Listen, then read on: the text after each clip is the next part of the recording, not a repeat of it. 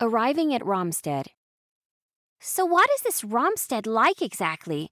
Nightingale's voice sounded from ahead of them, bubbling with new energy after a night's rest. Despite how little experience they all had with Madaran wilderness, they'd made it most of the way to Rhamsted without incident. Despite her condition, Nightingale almost always stayed out in front, even when that meant having to take course corrections from Remy. Remy didn't mind. She walked with her wings out, spread just far enough to catch the breeze constantly blowing off the ocean. It was a nice reminder of the time she'd spent learning to fly, just after arriving on Madara. Remy opened her mouth to answer, but Rook spoke before she could.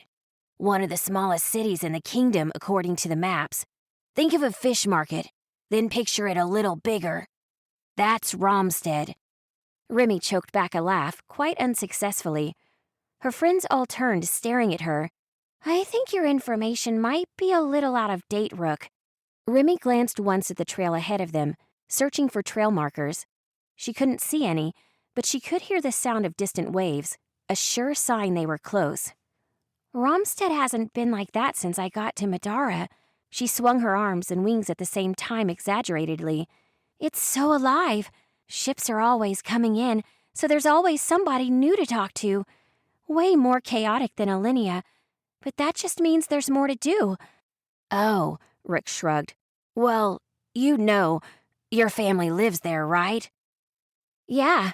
Remy turned away from her friends, speeding up a little. I spent my first year on Madara here before going off to the Institute. When I arrived to Madara, I barely missed the deadline for the new year and got time to explore the place before being shipped off. I haven't been keeping in touch with my dad as much as I probably should, but I'm sure he'll be happy to see me. As they reached the edge of a sloping cliffside, the city came into view. Rhamsted occupied a massive deposit of pale granite jutting out over the ocean for a length of several miles. The city had been carved straight from the rock, thousands of little buildings all vying for space overlooking the sea. The city was so thick with structures that Remy could hardly even see the ocean. Wide pavilions of garish cloth covered switchback walkways between successive levels, all the way down to the docks. Rhamsted wasn't walled and gated like Alinea, so they encountered no guardhouses or inspections as they neared. Instead, they found themselves swallowed by sprawling slums of old wooden homes set back from the wealthier stone districts. Nor were the merchants and peddlers restricted to a market district as they were in Alinea. No sooner had they made their way inside than they were accosted with the shouts of peddlers and street performers. Remy found herself smiling as they walked past the street vendors hawking fresh fish, pearls, and exotic wares from Madara's distant shores. Whoa, it's like Pike Place. Nightingale beamed, remembering the city she was from on Earth. She watched a man toss a fish towards another merchant and clapped, So cool! Come on, we have a long way to walk still. Remy pulled at her wrist, and Nightingale hesitantly let herself get pulled away from all strange street performers and exotic foods. They were dragging their feet a little by the time they made it to the edge of the highest level of the city and reached the thick stone balcony overlooking the sea. Where's your house? Nightingale glanced down the switchbacks where it appeared the houses grew more modest the further down one looked. Only the finest, largest mansions were up here, where there was both safety from storms and a perfect view. Remy gestured to one side, to a wide boulevard lined by towering mansions. This way. We're almost there. Thank God. Zeke's voice was low and a little annoyed. You think your father keeps cigarettes? I smoked my last one an hour ago. Remy shook her head. I doubt it.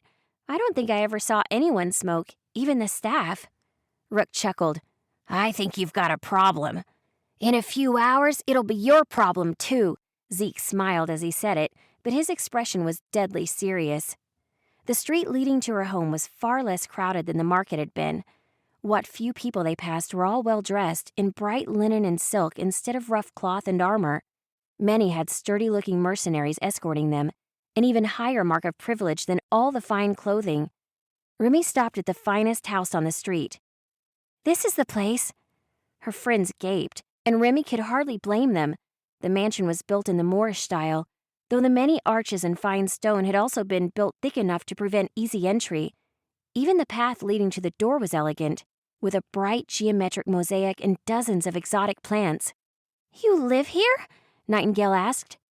Don't take this the wrong way or anything, Remy, but was it wrong of her to feel a little smug to see that look on Princess Nightingale's face? Probably. While the place wasn't as grand as Balthazar's castle, it made the Zhang manor that Zeke and Nightingale had been living in look like a one-bedroom apartment. I know I'm not royalty or anything. Remy started walking again, squaring her shoulders for an uncomfortable reunion. But my father's an important merchant. He must be a skilled capitalist if you live like this, Rook said. You've got me all worried about what you'll think when you see my tiny farm. Though I guess it was a great idea coming here regardless. We'll get night cured in no time. Yeah. Remy stopped in front of the massive oak door. She reached for the handle. You sure your father will be okay with all of us staying here? Nightingale asked. We could probably find an inn or something for the night. Come back in the morning? Nah, it'll be fine. What are friends for, right? She knocked several times and the hollow sound reverberated through the house beyond. Footsteps sounded on the other side and several heavy bolts rattled as they were unlocked. The door slid open, revealing a tall, thin woman in the red and black Moretti colors. Hello, Mia. Long time no see. Remy? A skeptical expression turned to a grin and she bowed. Your father will be delighted to hear you're back. Mia didn't fit the bill as a steward. Instead of a face lined with wrinkles or hands covered with the calluses from hard work, she was tall and beautiful, with a short, tight dress that had pieces of cloth that fell in an elegant pattern down to her boots. Remy's shoulders relaxed, her wings slipping into a more comfortable folded position behind her. Maybe this wasn't going to be as hard as she thought. I was hoping to speak with him right away. Is he home? Mia reached up, scratching idly at the precise bun she was wearing. Aye, he's in a meeting now. I'm sure he would be happy to interrupt it and visit with you, though. That would be wonderful. Mia opened the door the rest of the way and led them inside. Where the outside only hinted at extravagance, the interior had been furnished without restraint. A wide courtyard of pools and fountains was in the center of the house, each glittering with semi-precious stones. Fine artistic pieces were displayed along the halls in plinths of exotic wood. They walked the length of the house until Mia stopped beside a door almost as thick as the front. Just give me 1 minute. I'm sure your father will drop whatever he's doing to meet with you, and your... Her eyes flicked briefly to Nightingale, then back. Friends. She vanished inside the door, snapping it shut behind her. Does your father's servants all dress so... Zeke shrugged. Inviting? Inviting? Remy cocked an eyebrow. I've never noticed, but yeah, the girls all have the same outfit, and she's not a servant, more of a steward, really. Never noticed? Wow. Okay. Zeke patted at his pockets and then dropped his arms. I really need a smoke. Not in here, you don't, Remy snapped. Zeke sighed and the door opened again. Mia stepped out, followed by a pair of men so large they scarcely fit out the door. Remy didn't know them by name, but she could easily recognize her father's mercenaries for what they were. She looked back, trying to be reassuring as her friends stared. Remy felt relieved as the mercenaries hurried away down the hall, taking their armor and enchanted-looking weapons with them. Go on in, Mia nodded respectfully to the open door. He's waiting. Thank you, Mia.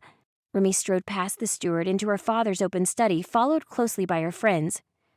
Compared to the huge windows and flowing light in the rest of the house, her father's study was gloomy. She had to pause for a second to let her eyes adjust. The fire crackled against one wall, though metal shutters covered much of it and only let through a few flickers of the light. Soft carpet muffled their steps, leading the way to a ring of comfortable-looking leather sofas. Her father was waiting in an armchair, arms folded. Annoyance turned to joy as he looked up and met her eyes. Remy, I had no idea you'd returned. It was easy to see why there were so many bad rumors about Malik Moretti. Even sitting down, he looked imposing, a solid figure with wickedly curved purple horns and serrated spikes poking out from his armored shoulders. His eyes were the hardest part to get used to, red and always faintly glowing. Remy wasn't intimidated anymore, and she let only her excitement show. Just got back. I came straight home. Her father released her after another few moments, only then noticing she wasn't alone. You brought friends. From the Institute, I assume. She nodded. We took the Mass together. I never could have passed it without their help. Then on behalf of the Moretti family, you have my gratitude, he said, though he was no longer looking at her. Malik seemed to be staring at Zeke and Nightingale. Please, sit down. I'll have Mia bring refreshments and we can talk. A few minutes later, and they were all sitting and enjoying glasses of chilled juice. So you graduated then. 2 years of hard work is paid off at last. Remy nodded. A few nights ago. That's fantastic. Malik touched her on the shoulder, grinning. I'm sorry I couldn't attend the ceremony in Alinea myself. He looked sidelong at Nightingale, quick enough that Remy almost missed it. I'll have to find you an appropriate gift to commemorate the occasion. I'm grateful, but... She took a deep breath. What I really need is information. See, my friend Nightingale here got into some trouble, and we're looking for information about Theodosian magic. If you could direct us to someone who can use the magic, that'd be great. But even if all you had were a book or an acquaintance who could tell us about it, that would be helpful too. Malik's expression darkened as he stared openly at Nightingale. Princess Nightingale Arson? Nightingale seemed confused by Malik's tone. Yes, sir? Did the king send you? He rose suddenly from his chair, stepping between Nightingale and the shelf of ledgers. I assure you, I've obeyed his injunctions in every respect. You'll find a royal inquiry to be an absolute waste of our time. Remy cleared her throat loudly, rising too. Nightingale's my friend. She hasn't come for any sort of inquiry. I'm sure she knows as little about what you're talking about as I do. Malik seemed to relax. Is that true, Princess? Nightingale grinned widely. The king doesn't tell me shit, Mr. Moretti. We just came because Remy said you might be able to help. I see. He sat back down, then looked back towards Nightingale with a smile. Not very ladylike, are you? I imagine your father wouldn't be pleased with you using that kind of language. Nightingale just shrugged and took another sip from the juice she'd been given. Then Malik continued with a laugh. Please excuse me then.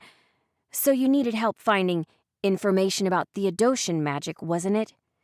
Yeah, Remy said. That won't be too hard, will it? Malik looked thoughtful.